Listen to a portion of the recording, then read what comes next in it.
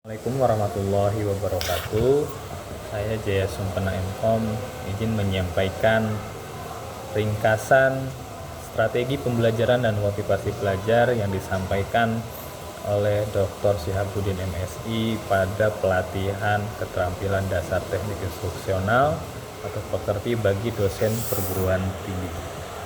Oke, tujuan umum dari materi yang sudah disampaikan yaitu diantaranya peserta workshop pekerti ini mampu yang pertama memahami dan mengembangkan strategi pembelajaran, yang kedua memotivasi diri dan mahasiswa untuk terus belajar. Adapun tujuan dari pembelajarannya yaitu yang pertama menjelaskan strategi pembelajaran di perguruan tinggi, yang kedua menjelaskan motivasi belajar di perguruan tinggi, yang ketiga menjelaskan tuntutan belajar di perguruan tinggi. Oke, definisi yang pertama strategi adalah pendekatan secara keseluruhan yang berkaitan dengan pelaksanaan gagasan, perencanaan dan eksekusi sebuah aktivitas dalam kurun waktu. Sedangkan definisi pembelajaran berdasarkan pasal 1 ayat 12 pada Undang-Undang Nomor 12 Tahun 2012 yaitu proses interaksi antar mahasiswa, dosen, antara peserta didik dengan pendidik dan sumber belajar pada suatu lingkungan belajar. Oke. Apa itu yang dimaksud dengan dosen dan mahasiswa? Menurut pasal 1 ayat 14 Undang-Undang Nomor 12 Tahun 2012, dosen merupakan pendidik profesional dan ilmuwan dengan tugas utama mentransformasikan, mengembangkan dan menyebarluaskan ilmu pengetahuan dan teknologi melalui pendidikan, penelitian dan pengabdian kepada masyarakat. Sedangkan mahasiswa dalam pasal 1 ayat 15 Undang-Undang Nomor 12 Tahun 2012 yaitu peserta didik pada jenjang perguruan tinggi. Setelah mengetahui dosen dengan mahasiswa, kita berikutnya membahas mengenai pembelajaran. Apa itu pembelajaran? Menurut Zainal Arifin tahun 2009, pembelajaran adalah suatu proses atau kegiatan yang sistematis yang bersifat interaktif dan komunikatif antara dosen, guru, dengan mahasiswa atau siswa di kelas. Dihadiri secara fisik oleh dosen atau guru atau tidak untuk menguasai kompetensi yang ditentukan. Sedangkan menurut Dimyati dan Mujiono, pembelajaran adalah suatu kegiatan dosen atau guru secara terprogram dalam desain institusional untuk membuat mahasiswa atau siswa belajar secara aktif dan menekankan pada penyediaan sumber belajar. Sedangkan pembelajaran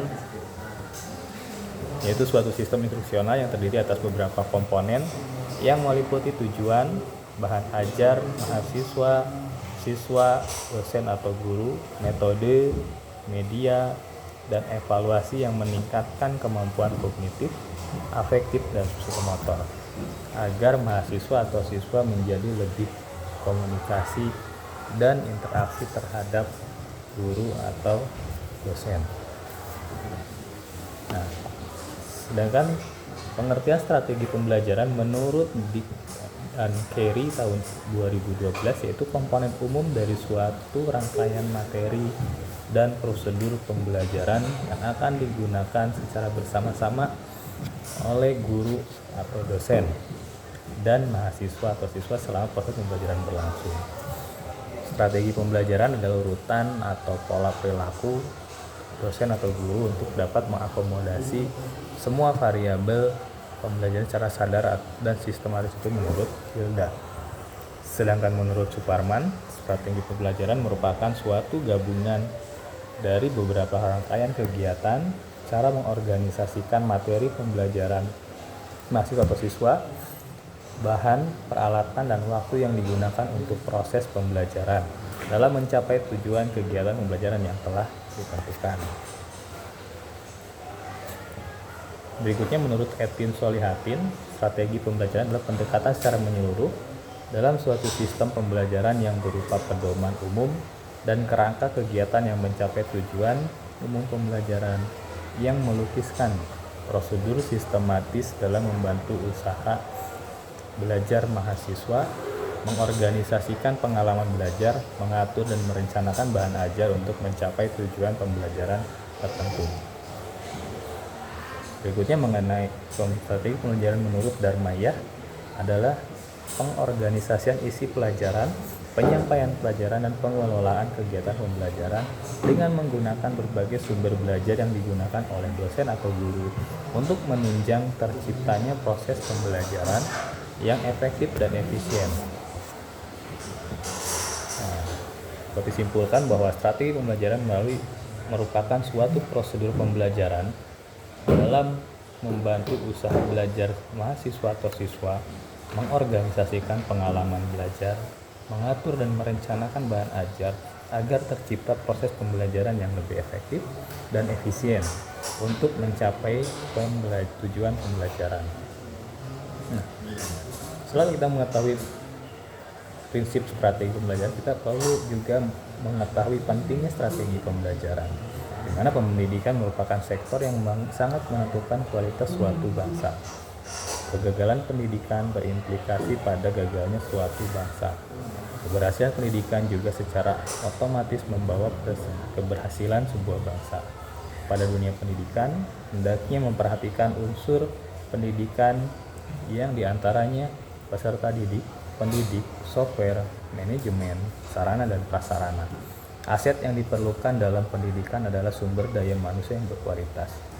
Sumber daya yang berkualitas dapat berupa dari mahasiswa, masyarakat maupun dari pendidik atau dosen. Oke. Berikut macam-macam strategi pembelajaran. Yang pertama, strategi inquiry, di mana strategi inquiry ini meliputi sejumlah kegiatan pembelajaran yang menitik beratkan pada proses berpikir analitis dan kritis dalam mencari dan menjawab pertanyaan. Sedangkan tanya jawab sering ditujukan juga antara mahasiswa, siswa, dan dosen atau guru untuk proses berpikir.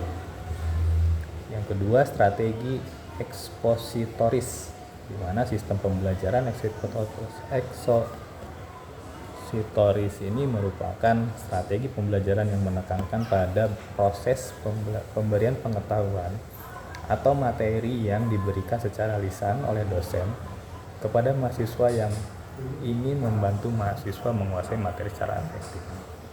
Yang ketiga, ada strategi SPBM. Strategi SPBM ini merupakan strategi pembelajaran yang memadukan beberapa kegiatan pembelajaran yang menonjolkan proses pemecahan masalah ilmiah. SPBM ini didasarkan pada psikologi kognitif yang dapat dibebaskan dari asumsi bahwa belajar adalah proses mengubah perilaku melalui pengalaman. Berikutnya ada strategi kooperatif.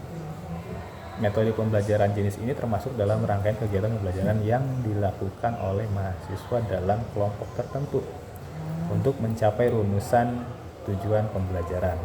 Strategi sistem pembelajaran kooperatif ini menggunakan kelompok kecil atau tim yang terdiri dari 4-6 orang yang memiliki latar belakang akademis, ras, agama, atau gender. Nah, strategi berikutnya itu meningkatkan keterampilan berpikir. Jenis strategi ini diterapkan dalam menonjolkan kemampuan berpikir mahasiswa.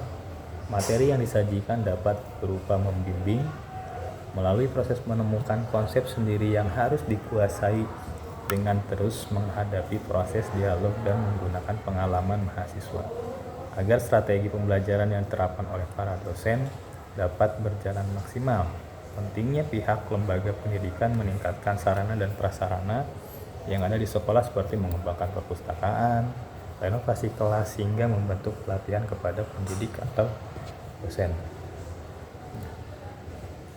Dari pemaparan yang sudah dijelaskan tadi, akhirnya dapat disimpulkan bahwa pendidikan sepanjang hayat itu terus-menerus mengembangkan kematangan diri dan memaksimalkan pengabdian kepada Tuhan. Ya.